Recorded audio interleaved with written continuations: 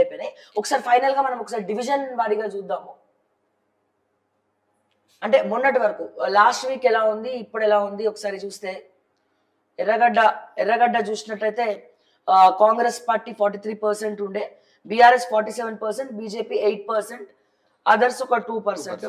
Shaikpet Congress 48%, BRS 45%, BJP 5%, others 2%. అసలు ఘోరం BJP చూస్తే అయితే. కాంగ్రెస్ యూసఫ్ కూడా చూస్తే 43%.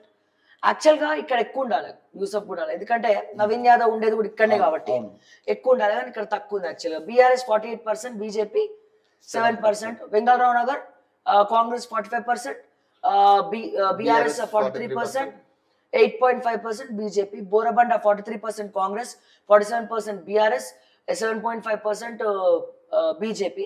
రహమత్ నగర్ 48% కాంగ్రెస్, 44% బీఆర్ఎస్ అండ్ 6% వచ్చేసి బీజేపీ. మరి 6% అంటే 6% ముస్లిం ఓట్స్ ఇక్కడ ఎక్కువ ఉంటాయి.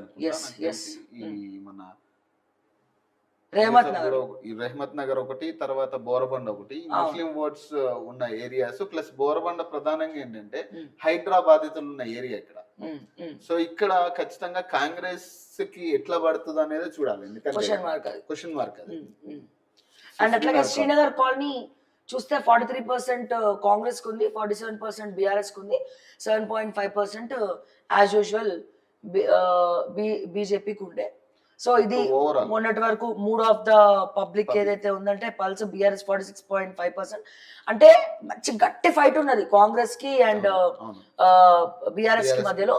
ఎవరు గెలుస్తారు అనేది పబ్లిక్ అసలు ఎట్టేస్తారు అనేది కూడా ఊహించలేము. అంటే ఎవరు ఓట్లు ఎటు డెసిజన్ అవుతాయి అనేది చూడాలి, ఎందుకంటే చాలా ఎడ్జ్ కదా.